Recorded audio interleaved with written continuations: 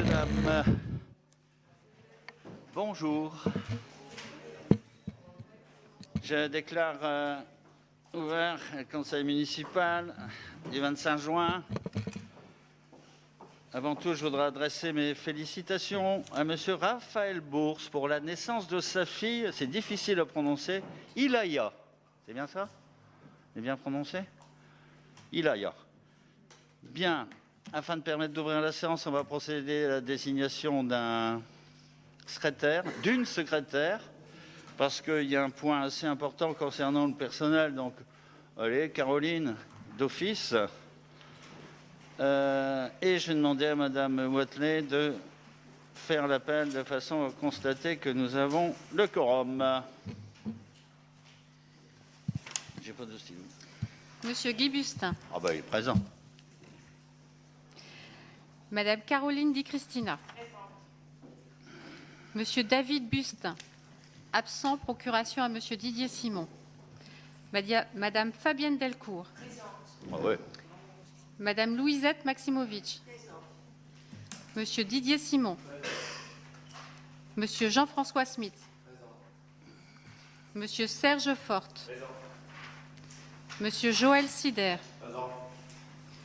Monsieur Bernard Liégeois. Monsieur Tadej Maximovic. Monsieur Joël Lemoine. Monsieur Richard Zimaniac. Monsieur Jean-Luc Abrica. Madame Martine Cherquefosse. Absente. Procuration à Monsieur Serge Forte. Monsieur Jean-Luc Houbard. Absent. Procuration à Monsieur Hervé Tourbet. Monsieur Hervé Tourbet. Monsieur Éric Philomètre. Absent. Procuration à Madame Fabienne Delcourt. Madame Isabelle Kowalski. Madame Ghislaine Salingue. Deux. Madame Myriam Machuel. Commerçante. Deux. Madame Laura Cuessien. Absent. Absente. Procuration à Madame Caroline Di Cristina. T'as de la Madame chance. Adeline Ludwig. Deux. Madame Émilie Tourbet. Deux. Madame Marie-Claude Piquet. Absente. Procuration à Monsieur Guy Bustin. Le quorum est atteint, Monsieur le maire. Merci Sylviane. Pour ceux qui enregistrent, histoire de leur casser le match, l'Uruguay gagne 2-0. Non mais Max, il enregistre. Bien, alors... Ça, c'était pour sabrer les copains qu'ils enregistrent. Voilà, ça c'est fait. Bien, on va commencer par le point numéro 1, si vous le voulez bien, parce que ce soir, il y a un autre match important, l'Iran contre Ronaldo, lui tout seul. Adoption du compte-rendu du 24 mai. Comme on l'avait déjà abordé lors d'une des précédentes réunions de préparation de ce conseil, il n'y avait pas eu d'observation. Mais comme il y a d'autres personnes qui étaient absentes, avez-vous des observations sur ce compte-rendu? S'il n'y a pas de compte-rendu, on va passer au vote. Y a-t-il des abstentions, des avis contraires? Bien, je vous remercie. Je voudrais vous préciser que les personnes qui sont absentes avec procuration, il y en a pas mal qui sont en vacances, ils ont de la chance.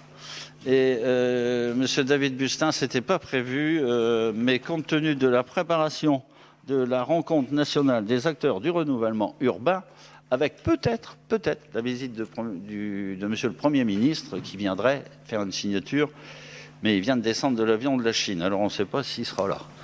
Voilà. Adoption du compte-rendu. Donc, s'il n'y a pas d'observation, on va passer au vote. Y a-t-il des abstentions, des avis contraires? Eh bien, je vous remercie.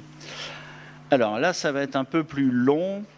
C'est la présentation du rapport sur les mesures correctives prises suite au rapport. La preuve que ça va être long, je vais me servir un peu d'eau du rapport de la Chambre régionale des comptes. Là, il n'y a pas de vote, c'est simplement une information dont peut-être nous reviendrons vers vous. Donc, je vais commencer par la page... Il n'y en a pas tant que ça quand même, hein, vous affolez pas, mais je vais faire un rappel. Bien, donc la Chambre régionale des comptes a réalisé de mars 2016 à fin 2016 le contrôle des comptes de la commune pour les exercices 2009 et suivants. C'est-à-dire qu'il y avait l'ancienne mandature et la nouvelle mandature, c'est nous qui avons pris le relais en 2014. Elle a établi à l'issue du contrôle un rapport, forcément, comportant des observations définitives sur la tenue des comptes de la gestion municipale. Le texte nous rappelle ceci. Dans un délai d'1 an à compter de la présentation du rapport d'observation définitive à l'Assemblée délibérante, c'est-à-dire au Conseil municipal, l'ordonnateur de la collectivité territoriale ou le président de l'établissement public à fiscalité propre présente dans un rapport devant cette Assemblée les actions qu'il a entreprises à la suite des observations de la Chambre régionale des comptes. Autrement dit, je dois vous faire un rapport.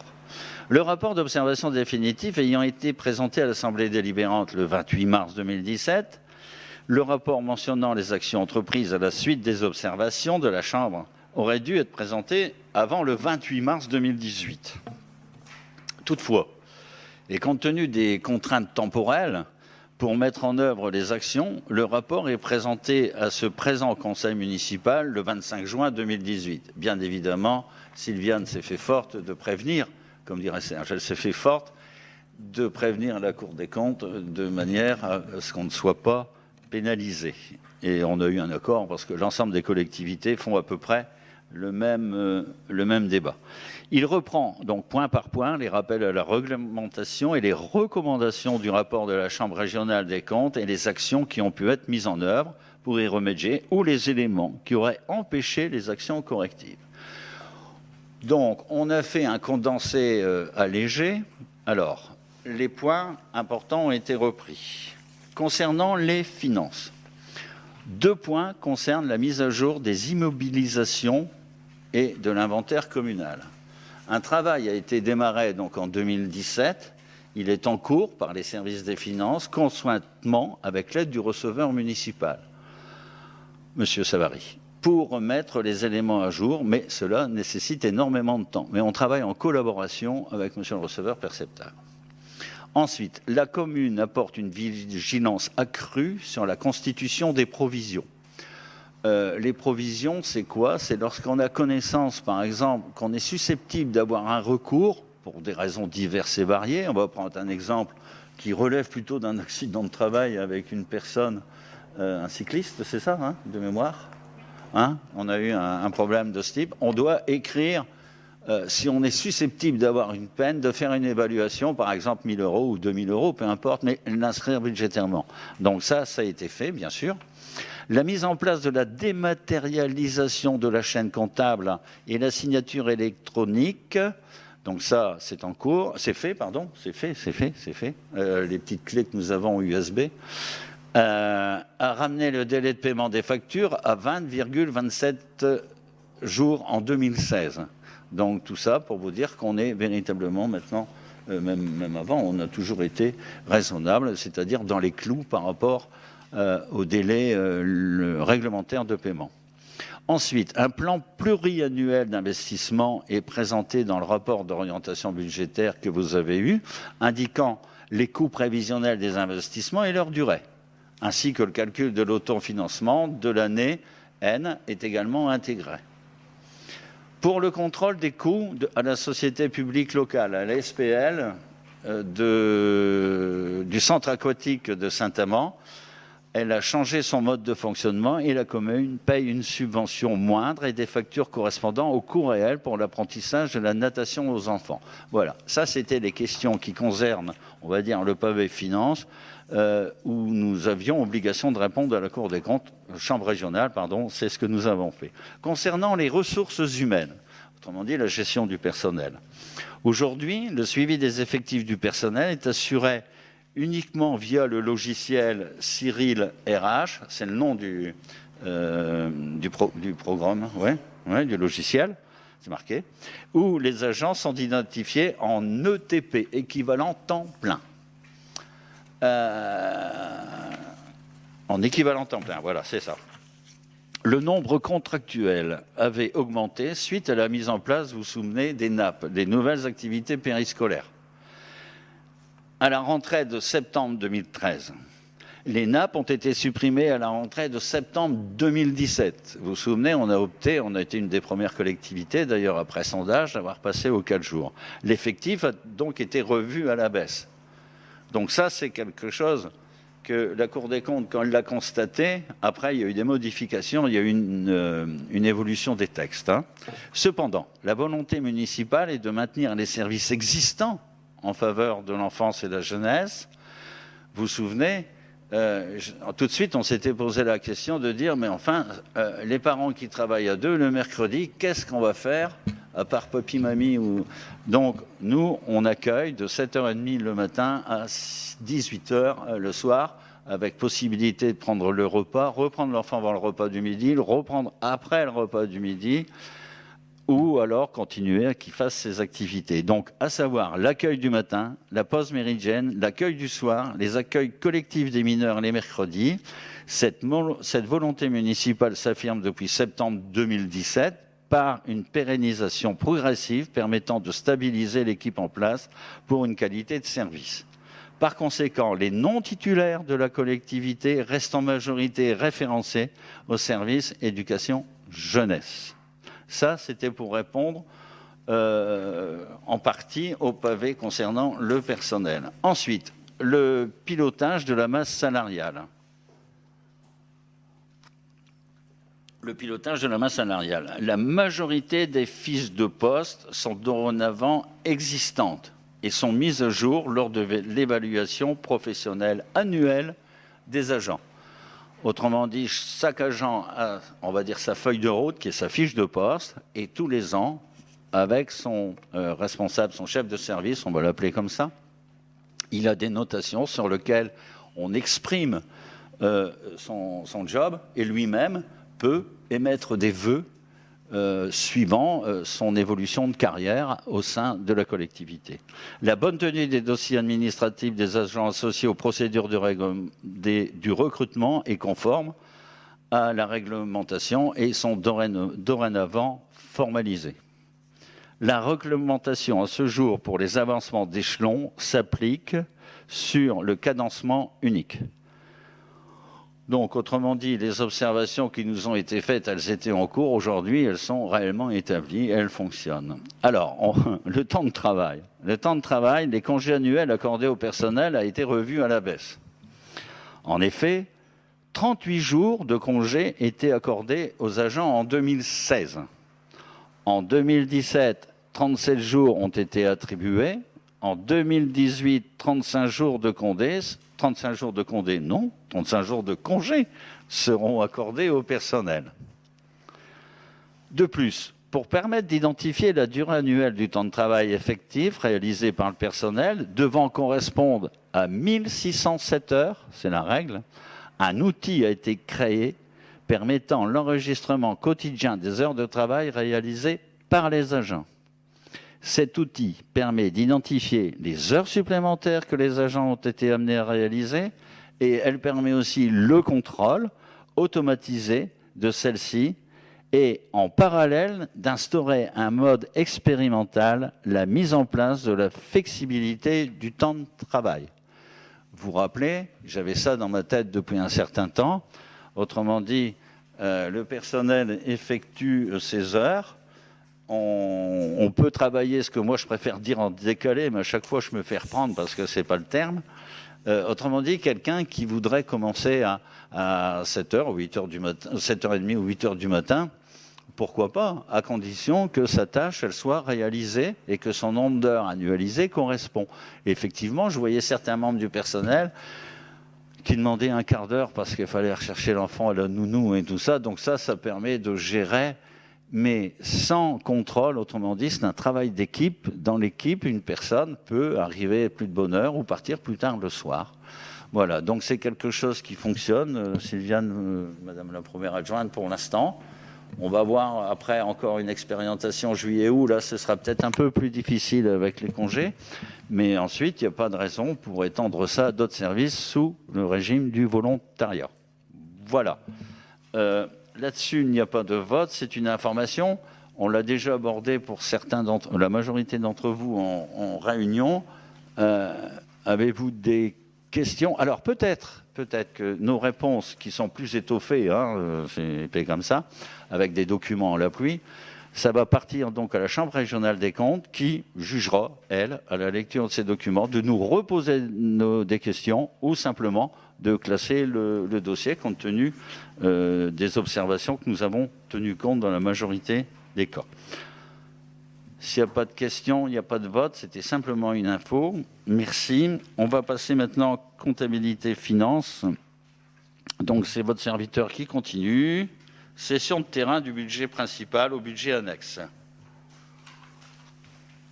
Vous vous souvenez, en face du LFR, du logement foyer restaurant, il y a toujours le lotissement Boucau. Aujourd'hui, ce que je vous demande, c'est faire simplement un transfert d'écriture sur 2 budgets. Autrement dit, nous avions avant une partie des décisions que nous avons prises de manière comptable et financière dans le budget global de la collectivité. Et d'un autre côté, nous avions des opérations sur un budget annexe, complètement à part. Tout ça pour des questions d'équilibre budgétaire et de récupération de TVA, Sylviane, c'est bien ça. Donc tout ce que je vous demande aujourd'hui, c'est l'autorisation de retirer quelques fragments du lotissement Boucau pour le remettre dans le budget annexe de manière à avoir une vision globale de ce nouveau projet. C'est simplement une note d'écriture. Ça ne change rien sur les sommes. C'est des questions qui ont été abordées en commission. On a pris un coût moyen de terrain de mémoire de 26 €, c'est ça? 26 € le mètre. 21,60 21,66. J'ai eu dans le désordre. 21,66 le mètre carré. C'est simplement une approche pour ce qu'on constate généralement sur le territoire, mais ça ne veut pas dire pour ça que la valeur de ces parcelles sera à 21,66.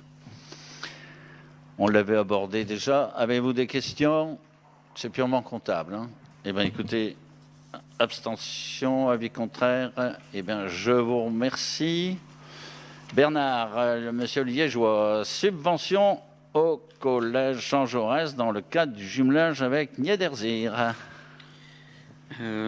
Donc, Madame Valk, qui est professeure d'allemand au collège Jean Jaurès, sollicite une participation financière de la ville au financement d'une action mise en œuvre qui a déjà eu lieu, donc c'était dernièrement en avril, donc à destination de 23 élèves. Celle-ci vise à développer le partenariat entre nos collégiens et les collégiens de Niedersir, donc dans le cadre du jumelage franco-allemand.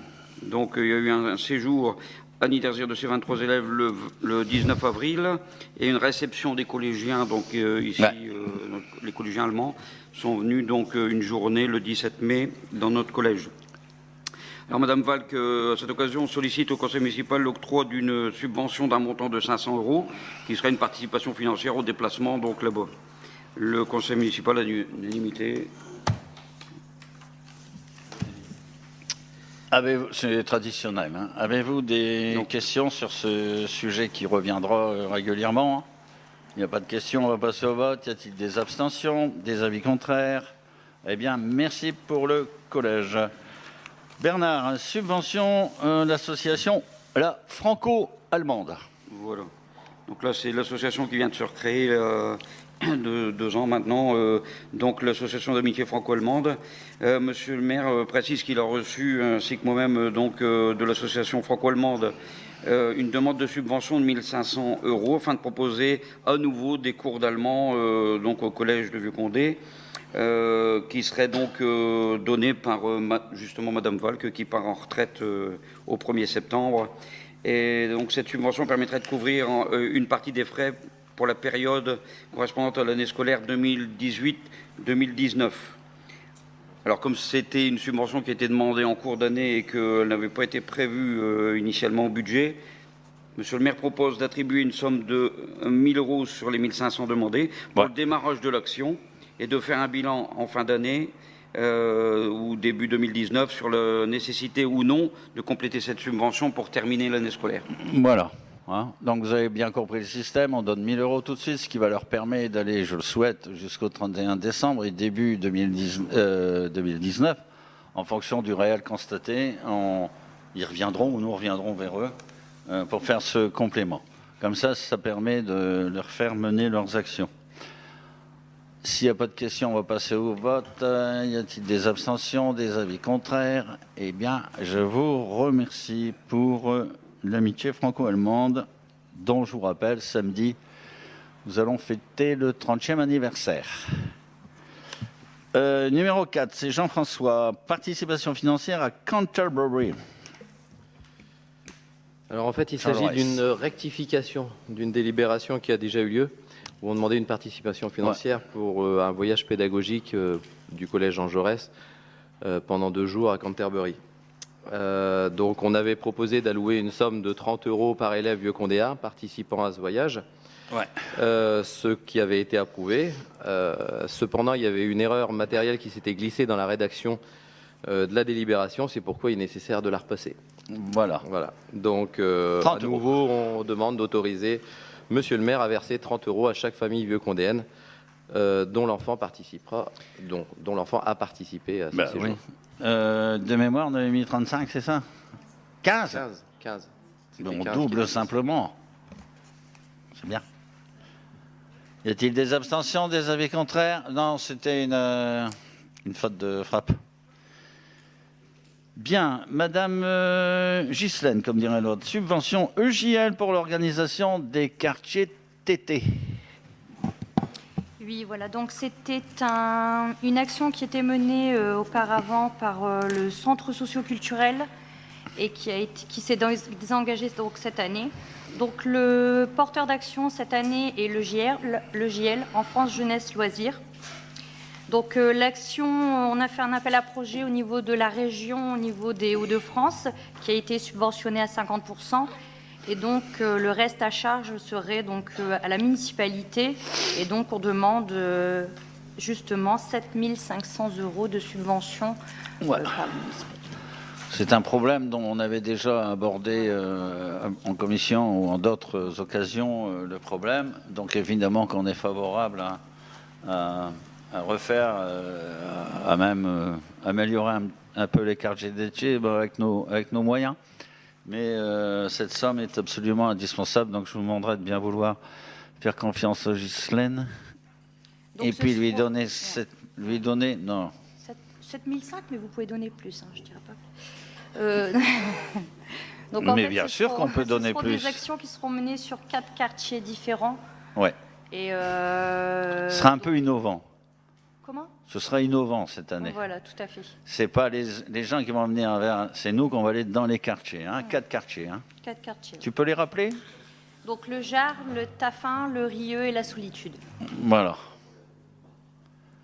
Comme pour la fête de la Zizi que Jean-François veut absolument nous dire qu'il y avait raison de la faire le jeudi. Alors il ne voulait pas, non. Le 21, c'est la fête de la musique. Bien, revenons à nos morceaux d'été, nos quartiers d'été. Alors, pour faire plaisir à Ghislaine, y a-t-il des abstentions, des avis contraires? Eh bien, Ghislaine, on te fait confiance pour mener ça bien, comme d'habitude. Bien, maintenant, on va passer au pavé des ressources humaines. Vous allez entendre des noms assez particuliers, bizarres, le Ripzep. Au barbecue, ça se fait. Madame Caroline De Cristina, à vous la parole. Alors, on en a déjà parlé dans de précédents conseils municipaux. Donc là, c'est pour autoriser Monsieur le maire à établir les arrêtés individuels correspondants. Donc à l'attribution du régime indemnitaire tenant compte des fonctions, des suggestions, de l'expertise et de l'engagement professionnel. Donc cette thématique revient de nouveau à l'ordre du jour. En effet, la mise en place du RIFZEP a nécessité une présentation lors du conseil municipal du 15 décembre 2016. Ensuite, cette délibération initiale a évolué par l'intégration de modalités de calcul et d'application liées à l'absentéisme et avait été présentée au CM du 13 décembre 2017. La délibération présentée aujourd'hui permet la mise en place du complément indemnitaire annuel, CIA. Cette prime sera versée aux agents méritants ayant été impliqués toute l'année 2017 en tenant compte de l'appréciation des responsables de service lors des évaluations professionnelles. C'est ce que Monsieur le maire expliquait tout à l'heure. Ce CIA sera versé au cours du 3e trimestre 2018 pour la première fois aux fonctionnaires éligibles au RIFZEP. Aussi, le critère d'absentéisme est également intégré car tout agent ayant été en maladie de plus de 30 jours ne bénéficiera pas de cette prime. Celle-ci correspondra à un montant de 100 € net pour un agent travaillant à temps complet. Cette prime annuelle sera proratisée selon la quantité de travail réalisée par les agents. Merci, Caroline. Bon, ça, c'est quelque chose qui revenait régulièrement. Et qui reviendra. Encore, parce que toutes les catégories sont pas j'ai encore l'impression que le yo-yo est terminé entre le Sénat et l'Assemblée nationale, mais il y a encore des catégories qui n'ont pas pris le train. Non, ils ont été laissés sur le quai. Toutes les catégories pour fin décembre 2018 devraient être dans le RIFZEP. embarquées dans le train. Je tiens à vous préciser que nous avons fait un traitement égalitaire. Je vois que M. Picard est là, directeur du CCAS. On a fait avec Fabienne, vice-présidente, et Louisette et Richard, nous avons fait le même traitement égalitaire pour le CCAS. Et Caroline, forcément, c'est 100 € par an, hein, net. C'est pas... Bon, enfin, passons. Donc, je vous demanderai de bien faire confiance à Caroline et puis à Sylviane surtout pour 100 € par an. Y a-t-il des abstentions? Les avis contraires? Eh bien, merci pour le personnel éligible à cette indemnité. Alors, ensuite, point numéro 302, attribution de régime indemnitaire. d'horaire de déneigement. Régime indemnitaire 2018, instauration de l'indemnité horaire d'enseignement. Donc ça, c'est pour l'école de musique. Donc il est proposé de réviser le régime indemnitaire du directeur des affaires culturelles comme présenté à la page 22 de votre dossier par le versement d'indemnité horaire d'enseignement sur heures supplémentaires sur les montants plafonds notés dans la libération, soit 1 134,03 € par an pour la première dispensée et 945,03 € à partir de la deuxième heure dispensée. En effet, comme le prévoit le statut particulier de la filière artistique, l'activité à temps complet des assistants d'enseignement artistique correspond à 20 heures hebdomadaires. Bien. L'agent est donc amené à réaliser des heures supplémentaires liées à ses fonctions et à sa responsabilité, d'où l'attribution de ce régime indemnitaire spécifique. Comme l'agent fait plus de 20 heures sur sa semaine, puisqu'il est au niveau culturel et école de musique. Régime particulier. Voilà. Bien, ça, nous l'avions déjà abordé aussi. Sur cette question, Y a-t-il des questions? Cette discussion, y a-t-il des questions? S'il n'y a pas de questions, on va passer au vote. Y a-t-il des abstentions? Des avis contraires? Eh bien, je vous remercie. On va donc passer toujours pour Madame Di Cristina, modification du tableau des effectifs de la filière animation. Alors, afin d'organiser les activités périscolaires et extrascolaires encadrées par le service éducation jeunesse à la rentrée de septembre 2018, il y a lieu d'ajuster les effectifs de la filière d'animation. Les recrutements sont en cours et seront finalisés fin juillet. L'équipe sera composée de référents à temps complet, d'animateurs à 24 heures hebdomadaires et d'animateurs post-méridiennes sur 9 heures hebdomadaires. Ça, c'est comme chaque année. Oui, Questions? c'est récurrent. Il n'y a pas de questions. On va passer au vote. Y a-t-il des abstentions, des avis contraires? Je vous remercie de cette belle unanimité. Modification du tableau des effectifs, filière administrative. Vous trouverez la délibération modifiant le tableau des effectifs de la filière administrative, permettant de mettre à jour le tableau des effectifs par la suppression de postes en catégorie A, occupant le grade d'attaché. Pareil. Y a-t-il des abstentions, des avis contraires? Eh bien, écoutez, je vous remercie. Alors, vous savez que nous avons des services civiques. D'ailleurs, nous allons encore renforcer, donner la chance à ces jeunes, services civiques.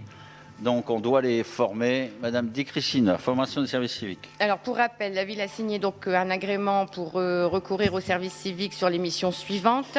Promouvoir les activités de jeu éducatifs sous toutes ses formes, développer les actions culturelles à travers la médiation, renforcer la solidarité dans les quartiers prioritaires et éviter l'isolement, participer à la mise en œuvre d'un programme de prévention santé autour d'activités sportives. 4 nouveaux jeunes services civiques prendront leur mission le 2 et 4 juillet 2018 pour 8 mois. Durant la période de leur engagement, ils doivent réaliser des formations. La première formation PSC1, premier secours, sera organisée dans les 3 mois de l'arrivée des jeunes par l'organisme STAJ à Valenciennes. Cette formation représente un coût de 60 € par jeune, entièrement financé par l'État. Voilà, donc ça fait 6 fois 4, 240 €. C'est une obligation, hein, bien évidemment. Et là, on a de la chance, c'est à Valenciennes. C'est ça, DJ. Avant, c'était à Tourcoing ou Lille. Tourcoing. Et c'était un samedi en plus. Donc il fallait que le jeune, il se démerde. Voilà. Excusez-moi du terme. Bien. Pour favoriser donc ces jeunes en service civique, y a-t-il des abstentions, des avis contraires? Eh bien, je vous remercie. Organisation d'élections professionnelles 2018. Madame Di Cristina. Donc, cette année, les élections seront prévues le 6 décembre 2018. Donc, pour répondre favorablement à la demande du syndicat CGT et pour permettre d'affirmer la volonté municipale de maintien et de développement du dialogue social entre représentants élus et représentants du personnel lors des instances paritaires, instances communes, villes et CCAS, il est proposé de maintenir le paritisme et de maintenir le nombre de représentants à 5, comme le prévoyait la précédente délibération au vu de l'effectif du personnel.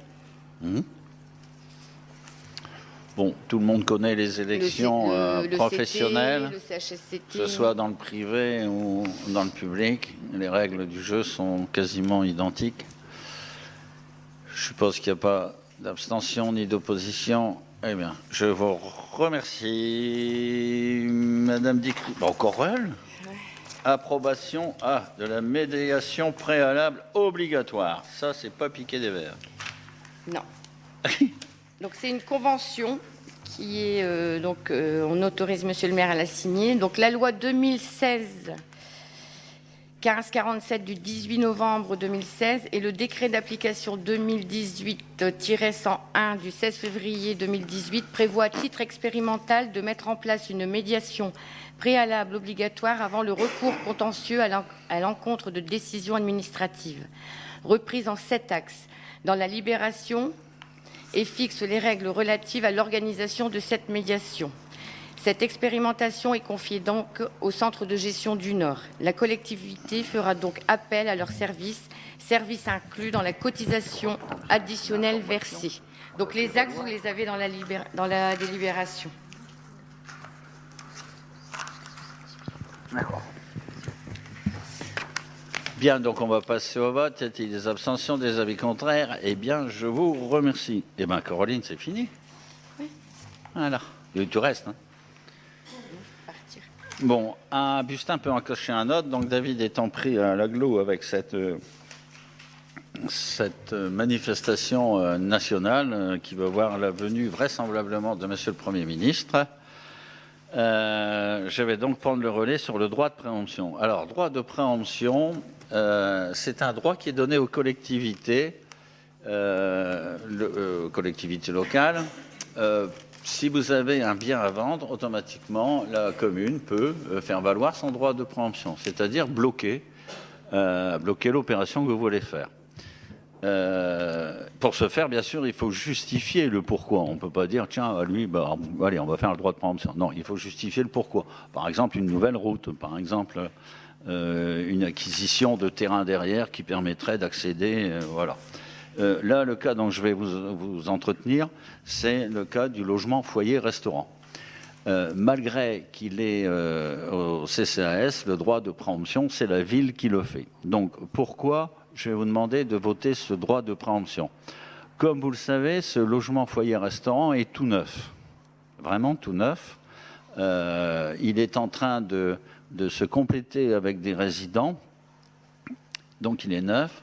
Il y a une garantie décennale de 10 ans, c'est-à-dire que si 10 ans, on constatait un défaut dans la construction ou une impropriété à destination, par exemple un ascenseur qui ne fonctionne pas, du carrelage qui n'est pas à niveau, ça c'est de l'impropriété à destination, on pourrait faire valoir et l'entreprise, même si elle n'existe plus, son assureur sera mis en cause pour remettre les défauts constatés aux normes légales en vigueur au jour du sinistre. Ensuite, on aurait aussi notre volonté, c'est de continuer le service public. Effectivement, aujourd'hui, ce bâtiment, LFR, appartient, avant c'était ce qu'on appelait le CIL et HLM, entre deux, il y a eu une mutation et une fusion avec HLM de Valenciennes, et c'est devenu SIGH. SIGH, aujourd'hui, reprend ce qu'on appelle son cœur de métier, c'est-à-dire que SIGH, avant, ils savaient faire des logements HLM, j'aime pas ce terme-là, des logements aidés, on va dire comme ça.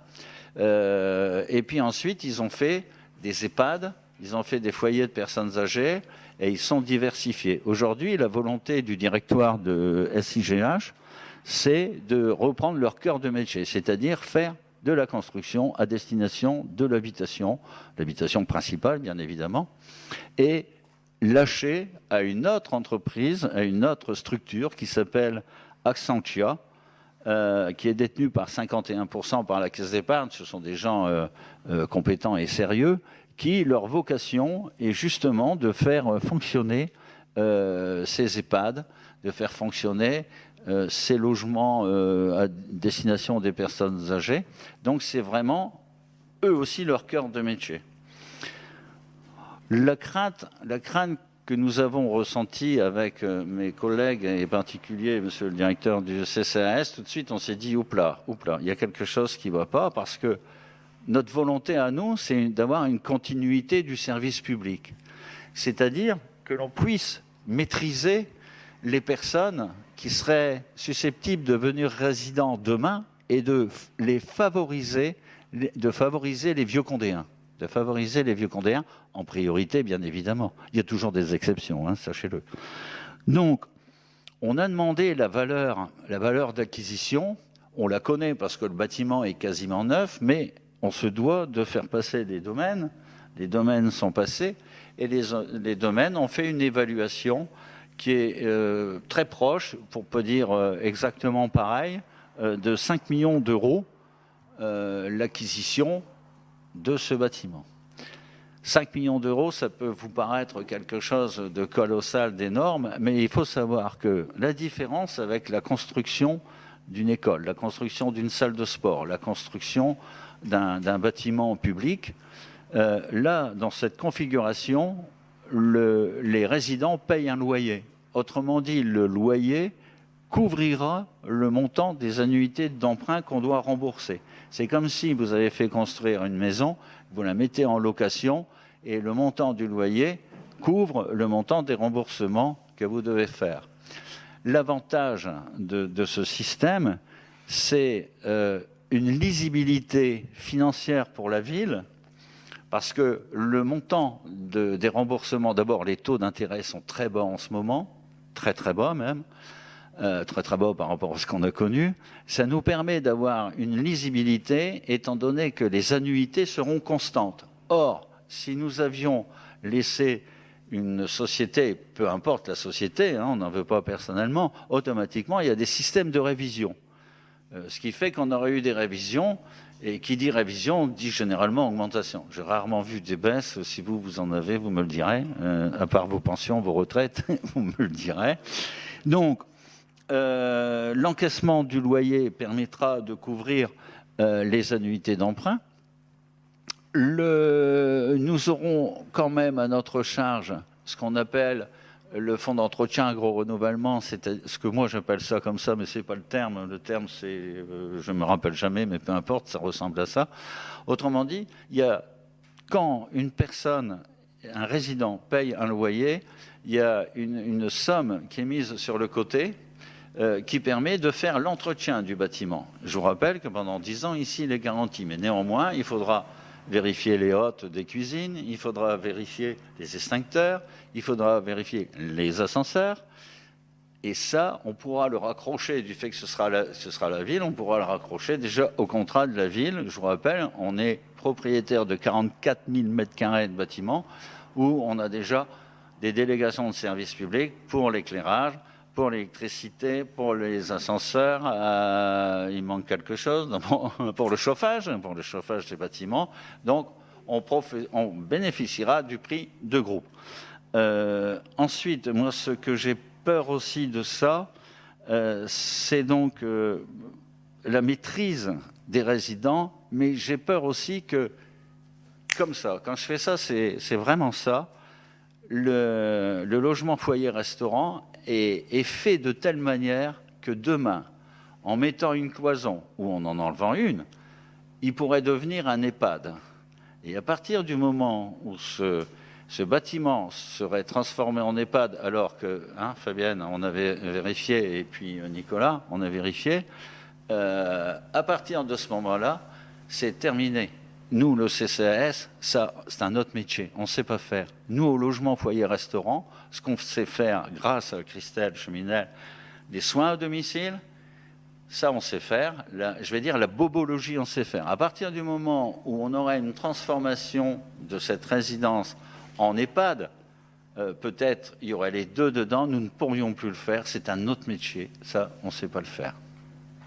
Voilà, on a déjà abordé ces problèmes-là, donc je vous rappelle que c'est la société SIGH, nous voulons valoir donc notre droit de préemption de façon à ce que la ville fait l'acquisition de ce bâtiment et ensuite transmettre l'exploitation au CCAS.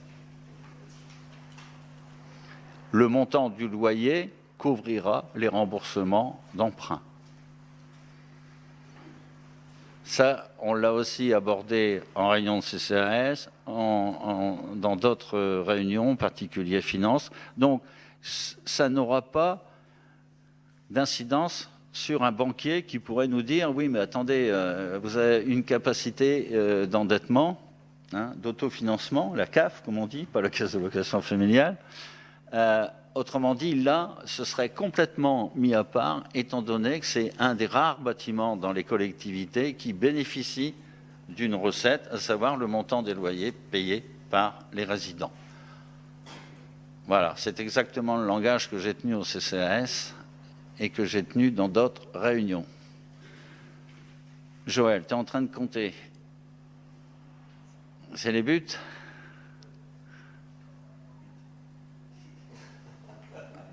Bien. S'il n'y a pas de questions, parce qu'on l'a déjà abordé dans multiples réunions, on reviendra vers vous parce que nous avons encore pas mal de démarches à faire, financières et comptables, qui ne sont pas les mêmes. Donc, s'il n'y a pas de questions, on va poser au vote. Y a-t-il des abstentions, des avis contraires ? Eh bien, je vous remercie parce que là, c'est une opération qui véritablement nous permettra de cajoler un petit peu nos anciens et en particulier nos vieux condéens. Bien. Ensuite, vente du 110 rue Jean Jaurès. Alors, le 110 rue Jean Jaurès se situe en face, à côté de chez, vous vous souvenez, Wartel, marchand de mobilette, maintenant modèle réduit, en face de la gare d'Aiguillage, là-bas, rue Gambetta. Vous voyez où la rue des Anglais, tout ça. Il y a un logement qui est là sur le côté, qui a créé pas mal de problèmes aux voisins parce que du fait qu'il n'était pas entretenu, qu'il était un peu à l'abandon et squatté, il y avait des problèmes de voisinage, d'humidité et compagnie. Donc on a fait une estimation domaniale comme il se doit. Il y avait une dame, souvenez-vous, qui avait essayé de monter un dossier pour faire une crèche et puis arrivé à la dernière étape, boum, elle s'est fait retoquer. Donc le bâtiment est revenu dans notre escarcelle et là nous avons des personnes qui veulent l'acheter au prix de l'estimation domaniale, c'est-à-dire 50 000 €. J'ai vérifié, j'étais vigilant, c'est pour un usage d'habitation. Ce ne sera pas quelque chose du luberlu ou quelque chose de particulier qui irait contrarier, des choses comme ça. C'est un usage d'habitation. Donc, je vous demande simplement l'autorisation de bien vouloir signer les actes notariés. Je suppose que pour faire rentrer des sous, c'est pas assez cher? Non, vas-y, rajoute. C'est le long du cavalier sur ma Oui, oui. Non, je voulais juste rajouter un petit détail pour bien spécifier. Monsieur le maire l'a dit, nous sommes bien évidemment très vigilants sur les immeubles qui sont cédés par la ville, particulièrement celui-là puisque c'est un immeuble d'entrée de ville. Oui. Hein. C'est une grande superficie, une très grande superficie de logement. Et après, cette dame qui souhaitait faire une micro-crèche, c'est bien dommage qu'elle n'ait pas pu aboutir. Il y a quand même des réglementations très importantes au niveau de la CAF pour le service des jeunes enfants. La SCI de la Pierre de Rose s'était également positionnée pour faire un seul logement. Et il y avait déjà, au moment de la SCI Pierre de la Rose, un cahier des charges qui avait été demandé. Il faut savoir que ce logement est suivi dans le cadre de l'OPARU, qui est une opération programmée d'amélioration de l'habitat, de renouvellement urbain, et que nous souhaitons absolument qu'à chaque fois qu'il y a un achat d'un immeuble, qu'il y ait un projet derrière, et un projet sain, bien évidemment, pour éviter de se retrouver face à des vendeurs de sommeil, voilà, comme on peut retrouver beaucoup sur d'autres communes. Voilà. Et c'est l'agent de salubrité, plus particulièrement, qui va vérifier. Mais sur celui-là, il y a bien un OPARU, qui est une offre partenariale qui va permettre une aide financière sur les travaux.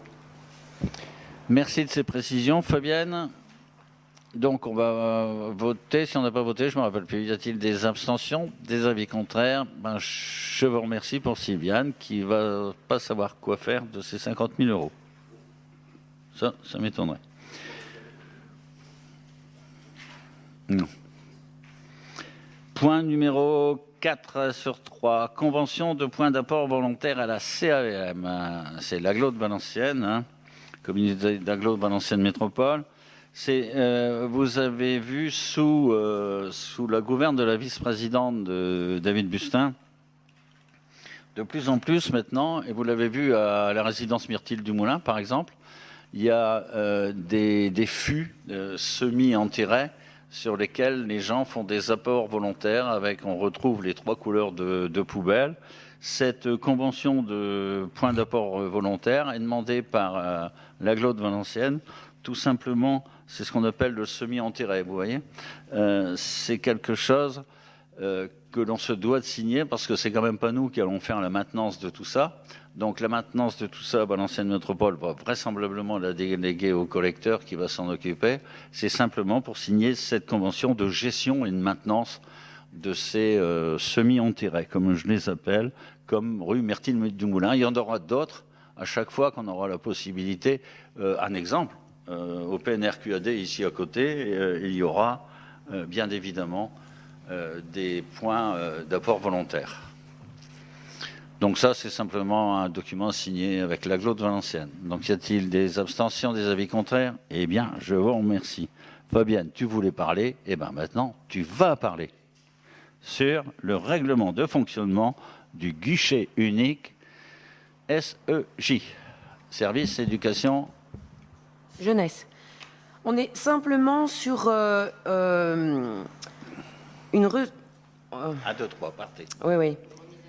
Non, on est simplement sur une modification, plus claire de certains points du règlement de fonctionnement, à l'attention bien évidemment des parents. Il est important, comme un exemple par exemple d'un point très important du règlement, c'est que ce sont des personnes majeures qui doivent venir chercher les enfants à la sortie de la CM, et ce ne sont pas les frères et sœurs qui doivent venir récupérer les enfants.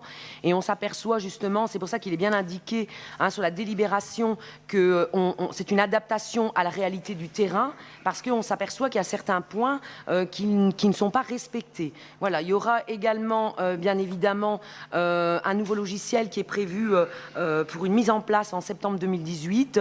Et il aura, par exemple, la possibilité de réserver pour toutes les activités, que ce soit la cantine, que ce soit l'accueil du matin, l'accueil du soir, de réserver en ligne sur le kiosque du nouveau logiciel. Voilà, donc simplement des petits aménagements importants pour les parents. Et je rappelle de nouveau que quand on fait appel à un service de la municipalité et bien évidemment celui du service jeunesse, il y a un règlement et qu'il est très important de le lire. Oui, voilà. Bien sûr. C'est le point le plus important. Et en plus, on pourra aller chercher la mise en cause de la collectivité. Et voilà, c'est simplement, c'est surtout, c'est pas simplement, c'est surtout pour ça que l'on aménage régulièrement le règlement, justement pour éviter tout conflit. Au plan local. Voilà, tout y est indiqué, il suffit de lire. Merci Fabienne. On va passer au vote. Y a-t-il des abstentions, des avis contraires? Eh bien, je vous remercie, ça sent le football. Information sur table. Vous avez vu les décisions qui ont été prises dans le cadre de mon article L21-22-22. C'est des dépenses classiques, immédiates. C'est une information, on ne vote pas. Alors, j'aimerais, avant que vous puissiez vous mettre en short pour ce soir, il y en a qui vont être marrants en short, je voudrais bien les voir. Tiens. Fabienne, par exemple. Bien, demain, je vous rappelle, demain, c'est le repas des anciens, sauf pour Jean-François, parce qu'il travaille. C'est pour ça qu'on ne le fait pas un mercredi, on le fait un mardi. Donc, le repas des anciens qui se déroule à Avesnes-les-Aubert, mais ils vont visiter Caudry. Et je crois qu'il va faire Ouais, il sera seul à voir le match. Ensuite, je vous donne rendez-vous aussi pour le carnaval où nous avons la chance, malgré que c'est le 15 juillet, en espérant que l'équipe de France sera toujours là, bien évidemment. Peut-être qu'il jouera contre les petits Belges, alors là, on va se marrer. Contre l'Italie, Monsieur Sider, arrêtez d'embêter Monsieur Serge Fort. Enfin... Ouais. Donc au carnaval, il n'y aura pas d'Italiens non plus. Ils sont tous en train de pleurer. Donc je vous rappelle, il y aura le groupe Trafic, qui sont des jeunes du plan local. Ensuite, il y aura Amir et le feu d'artifice. Et ce soir, c'est Iran-Portugal. Voilà. Donc je vous souhaite à tous et à toutes de bonnes vacances pour ceux qui ont le loisir d'y aller. Et mercredi, Jean-François y insiste, il veut absolument vendre son mercredi. Voilà, donc mercredi, c'est un peu quelque chose qui lui tient à cœur, c'est refaire un peu la fête des écoles. Et je crois que les conditions climatiques sont excellentes. Voilà, messieurs, dames, merci. N'oubliez pas des signatures. Il n'y a pas de signature aujourd'hui. C'est comme ça. C'est nouveau. Voilà. Merci à tous et bonnes vacances. Pour ceux qui en prennent, sachez qu'au mois de juillet et août, normalement, je reste là. S'il y a des matchs de foot, je suis là. Voilà, merci bien. Merci.